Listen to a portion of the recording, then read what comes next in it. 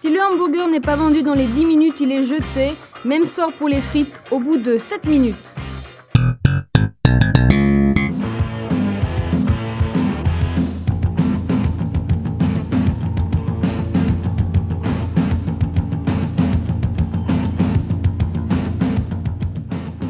Le fast-food, une nouvelle façon de se nourrir à la française, avec 2 décennies de retard sur les États-Unis.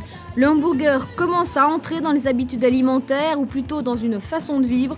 Le repas familial n'est plus sacro-saint, place maintenant au repas pratique. Pourquoi vous venez manger ici ? C'est assez rapide comme service. Comme en général, on n'a pas beaucoup de temps le midi.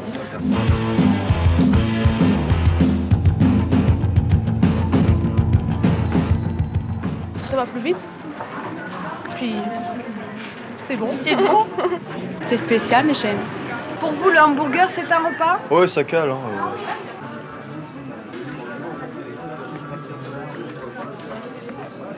Dites-moi, Non ? le repas français, bon, c'est une tradition. Alors justement, est-ce que le hamburger n'est pas un paradoxe ?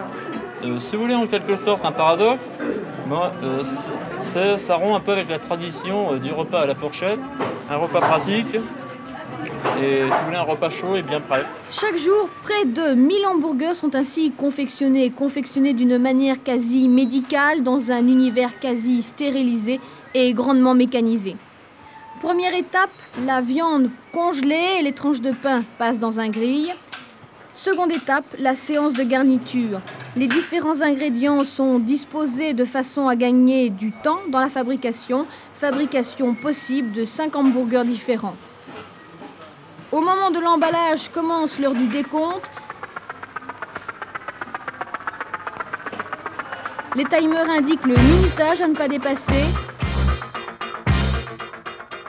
Si le hamburger n'est pas vendu dans les 10 minutes, il est jeté. Même sort pour les frites au bout de 7 minutes.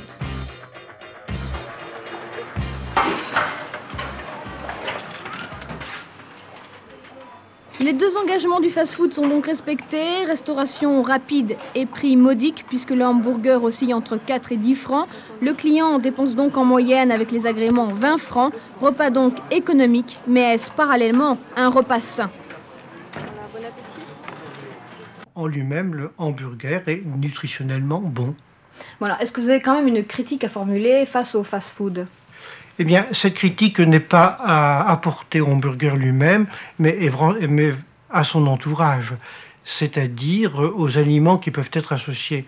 Et je pense que si l'on prend en plus une frite, une boisson sucrée et une glace, on aura une alimentation sans doute trop riche en sucre et en graisse. Parmi les adeptes du fast-food, les jeunes entre 18 et 25 ans et notamment les étudiants. Les habitudes alimentaires évoluent, mais les horaires des repas sont grosso modo respectés et le client restera en moyenne 20 à 25 minutes. Le fast-food répond donc à un rythme nouveau et prend le pas sur d'autres lieux de restauration. Vous venez à quelle occasion ? Le midi, entre les cours, quand je suis étudiant, c'est pratique. Quand c'est pas le restaurat, c'est ici. C'est surtout pour ça, en fait. Quand on n'a pas le temps de faire des grands repas au restaurant, ça revient moins cher aussi. 81 est l'année du fast-food en France. En un an de temps, les points de vente ont triplé pour atteindre 250, avec la moitié sur Paris et l'autre sur la province. Lille en est d'ailleurs un bel exemple, ville de province qui se situe en seconde position derrière Lyon et avant Strasbourg. Ce sont en général les chaînes commerciales qui ont pris au vol ce nouveau créneau, l'ère outre-Atlantique. C'est la première fois ? Non, la deuxième. Enfin, parce que j'avais pas beaucoup de temps pour manger ce midi, alors je suis venu, quoi. Non, je suis déjà allé aux États-Unis dans ce genre d'établissement, alors je voulais voir un peu ce que ça donnait ici en France. Et alors, quelle est votre conclusion ? Ça rappelle un peu le goût, quoi. C'est surtout le côté américain qui me plaît, enfin en ce qui me concerne. Une fois le hamburger entré en France, il s'est développé, transformé en un mot francisé pour aboutir à un autre genre, mais toujours dans le fast-food, entre la boulangerie et le café. Ce sont les croissanteries qui constituent d'ailleurs en France une très grande part du marché. Mais extension oblige et pourquoi pas, la pizza peut elle aussi se substituer au hamburger et être du fast-food. La pizza est un produit simple, de qualité constante, qui plaît aux Français et qui peut permettre un prix très bas. 50 à 60 kg de pâtes préparées chaque matin servent à fabriquer environ 900 pizzas par jour. L'originalité dans le gain de temps de préparation, une préparation et une cuisson en chaîne. Une fois la pizza garnie, elle ne connaît plus la pelle en bois et le four traditionnel, mais le tapis roulant et le four tournant. 4 minutes plus tard, la pizza est donc cuite et enlevée, et c'est là où intervient la rapidité du service. On s'arrange pour prendre plusieurs commandes en même temps et pour servir plusieurs clients en même temps. Et ensuite pour faire tourner les tables rapidement, c'est-à-dire débarrasser au fur et à mesure, redresser les tables et servir les clients en temps voulu, quoi.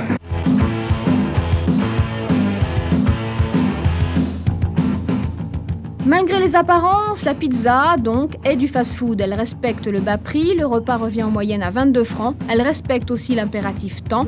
Le repas dure en moyenne une demi-heure à 3/4 d'heure. C'est donc un nouveau créneau entre le hamburger et le restaurant traditionnel. N'est-ce pas un peu paradoxal, la pizzeria, le fast-food qui est américain et le nord de la France? Nous sommes un fast-food, je dirais le fast-food français. Alors le fast-food en France, veut-il dire qu'il y a un véritable changement dans les habitudes, dans les états d'esprit, ou simplement que le manque de temps est déterminant?